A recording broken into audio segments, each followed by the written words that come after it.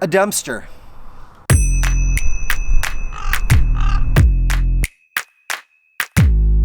That's what a lot of the Mojaves become, or at least right off the interstate anyway. An extension of the inner city. But hey, it's the desert. Who cares about this place? For as long as I can remember, Cindy and I have been coming out to the Mojave soon after the new year and to do a little exploring. It was our way of kicking off a new year of wheeling, and over time it became a run that we started to do with our friends and then members of the Wayalife Forum. And today, that's what we're going to be doing. We're going to leave the interstate behind us and enjoy some of the cool and amazing things that are still hidden within this beautiful desert.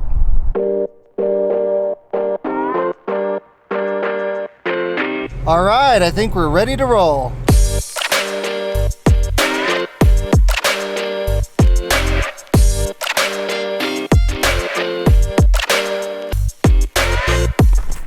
There are literally thousands of miles of trails all across the Mojave Desert, just spread across the landscape like a spider web. And the biggest reason why they're here, it's not the only reason, but the biggest reason is because of this. There are a lot of mines in the area, and they're all part of like a mining district. Right. Most of them didn't really produce a whole lot, but it's really amazing when you can actually find one that's so close to the interstate, and most people don't even know about it. The last time Cindy and I were here, there weren't even tire tracks in here. Wow. So the cool thing is you can still see there are rails on the ground. Yes. From the ore carts. You can see pipes in here from when they were pumping out water. And when we get inside, there's actually ladders and a network of tunnels back in here that you can still explore, which is pretty unusual nowadays out here in the Mojave Desert, being that so many of them have been closed off. Well, I think that's a beautiful looking entrance right there, the typical mine entrance that you see in cartoons and on movies, isn't it? You know? Very cool. If we're lucky, we'll see some bats or something. I worry about the or something. Or something.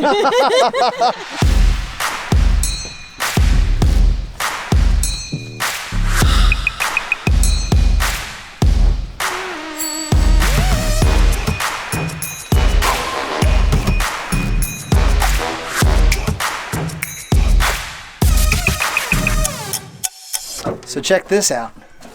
It goes way up there.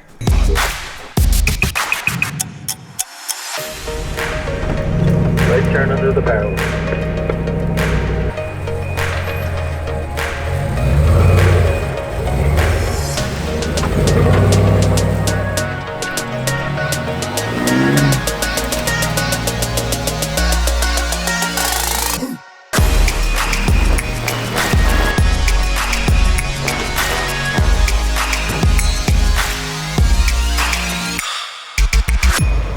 Imagine for a moment what it would have been like to be a pilot 100 years ago, well before GPS or even radio communications.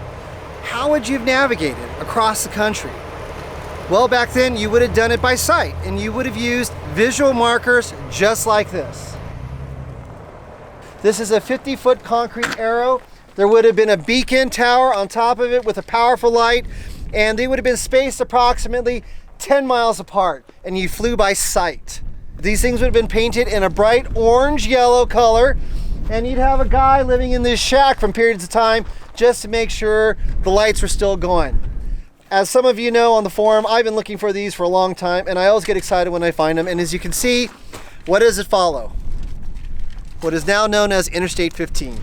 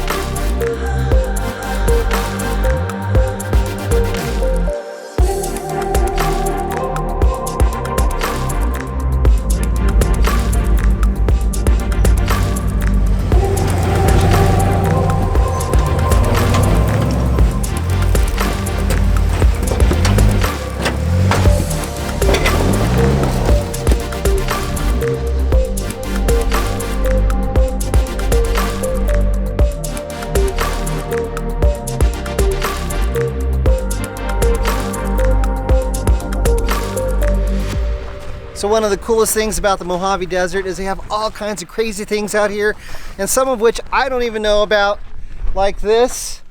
I call this the flying saucer.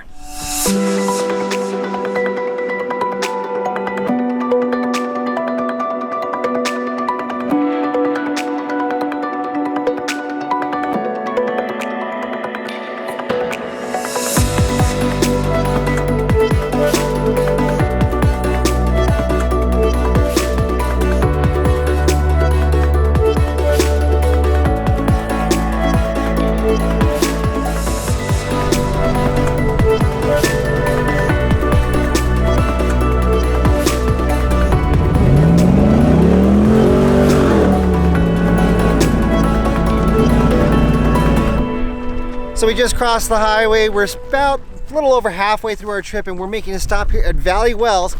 Out here you can see this black stuff here. This is all slag from the old smelter that was here. I don't know, I think it was back in 1898, and they operated it, I think, until around World War II. So it's really awesome because it gets really hot here in the Mojave Desert. The miners who were actually working the smelter here at Valley Wells, they built this town of Rosalie, and they were really smart because they actually dug right into the earth and made their cabins underneath this crust of hard calcium carbonate type of a crust on top of it. Steve, I can't remember. I don't know if you know what it is, but this crust that's up on top, it's like... Caliche. Say it again? Caliche. Caliche. That's what it is. Caliche. It's like a cement almost. It's almost like a natural cement. Yeah. Yeah. Anyway, this is the reason why they could make these little cabins underneath the dirt. Okay, we just left the town of Rosalie and Valley Wells. We would have stayed there longer, but there's a lot more we want to get done before the sun goes down. So now we're heading up north to check out something really cool.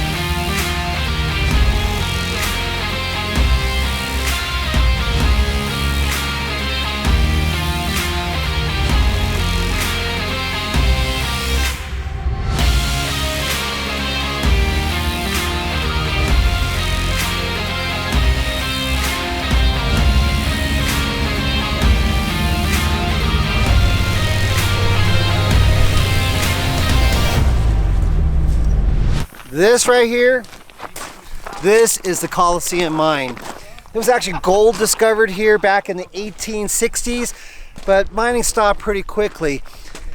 All this that you see right here, all happened from about 1980 on. I'm not 100% sure when they stopped mining it, but take a look at this. This hole that you see right here, this massive hole, is over 500 feet deep, and I honestly think we're only looking at about 2/3 of the depth of this hole. There's water filling the very base of it. I think it still goes down quite a bit.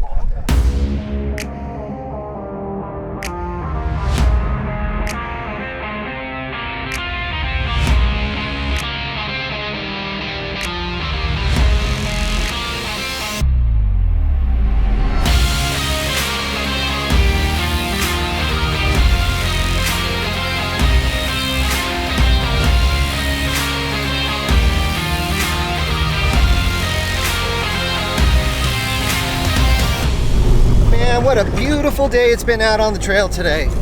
Hopefully we can make our next stop before sundown.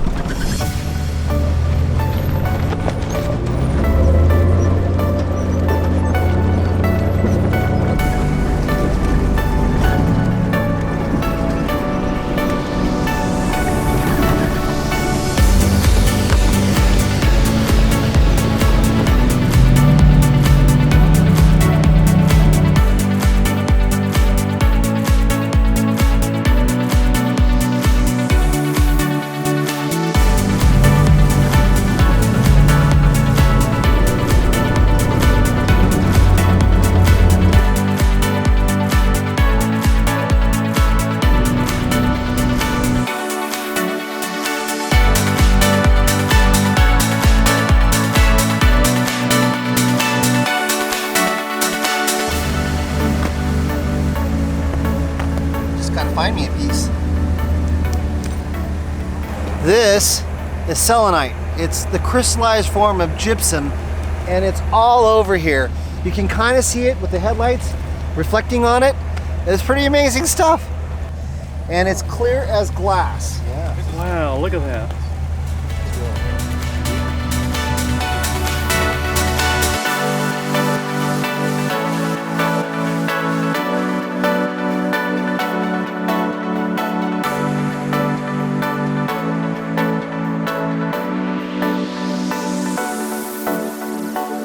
Well, I hope you enjoyed our adventure, our New Year's kickoff run.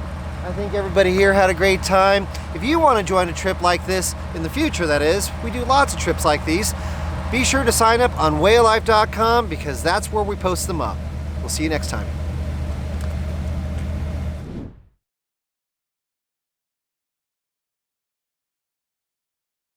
Ripley, go find the Frisbee.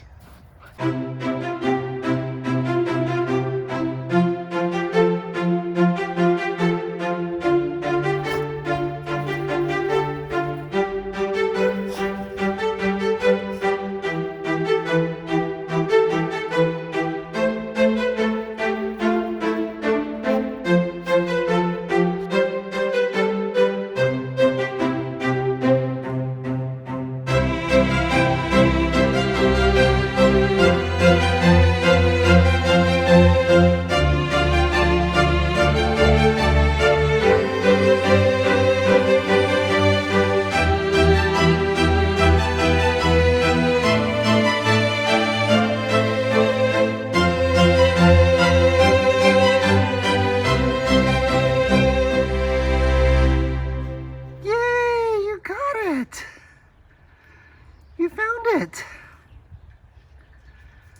Are you ready? Set. Good catch.